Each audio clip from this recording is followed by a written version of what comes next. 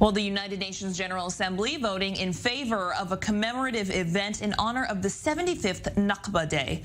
Nakba refers to the Palestinian name for Israel's establishment and translates to the catastrophe. It was a 90-30 vote in the body with 47 abstentions. The United States, Canada, Australia, and the United Kingdom among those who opposed the move. Let's take a listen now to both the Palestinian and Israeli envoys to the UN. The disaster that the Palestinians brought upon themselves with their own aggression by waging a war against Israel. The disaster that the Arab world perpetuates to this day by refusing to integrate the descendants of the refugees from that same war into Arab society, while using them, with your help, as political tools. Try to imagine the international community commemorating your country's Independence Day by calling it a disaster. What a disgrace.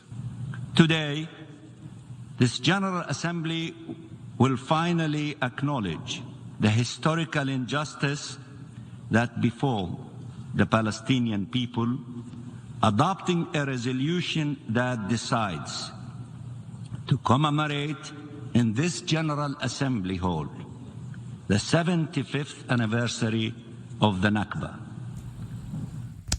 Let's bring in Daniel Sheikh, the former Israeli ambassador to France, joining us live this morning. Daniel, the Palestinians hailing the move, while the Israeli ambassador to the UN, Gilad Erdan, tweeting that the UN passing the measure was both, quote, extreme and baseless. So let's talk about what a resolution like this means for both sides.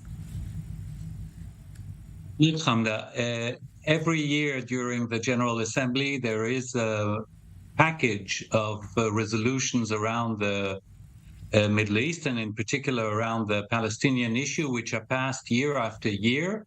And sometimes there are novelties. And in this case, because of the 75th anniversary, there is an addition of this commemorative event, which will probably take place in May.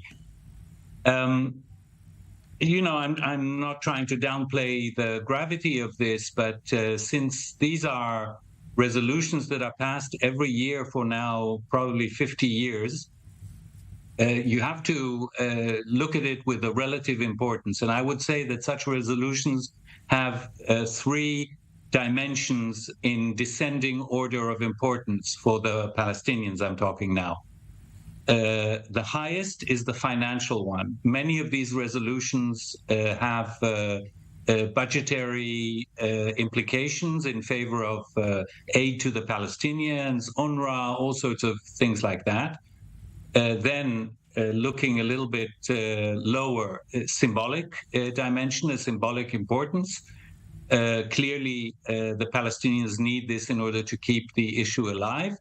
And last, I think at the lowest level of importance is the political dimension. I don't think that this has any real bearing. And you might say, unfortunately, that UN General Assembly resolutions don't have a real bearing on reality. But this is more a ritual than a turning point. Well, what does it mean for Israel and the 90 member states of the international community who voted for it? What kind of stance will Israel now have to take when it comes to those countries?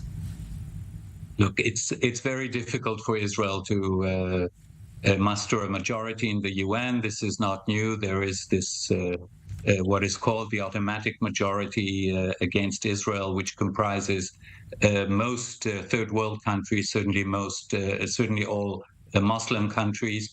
And this is the reality in the UN. I don't think that there is much hope there. So our envoys there do a great job in trying to move this or that country from support for such a negative resolution to abstention, for example. And most Israeli allies have voted either against or abstained, with a few exceptions. For example, I know that Israelis immediately look at what the Abraham Accord countries will do. Well, you can't expect them to go against the general trend of the Arab world. They have voted in favor of this. But you also have old-time allies like Cyprus, for example, a close neighbor with excellent ties with Israel, which also has voted in favor. So that's those are the facts of life in the UN for Israel. It's often very frustrating. Well, what can we expect to see come May from the Palestinians and both the Israelis on the 75th commemoration of the Nakba? So I don't know. This is just a general resolution just to mark the day, but we don't know exactly how this will happen. One could expect that there will be maybe a special session of the General Assembly that will be devoted to what the Palestinians call the Nakba. But it's too early to tell, and we'll see again if there will be events in other UN bodies, if this will be also something that will go beyond the walls of the UN, or it will just be another internal ritual with an unpleasant moment maybe for Israeli envoys, but then you turn the page. Daniel Sheck, the former Israeli ambassador to France, joining us live this morning. Thank you.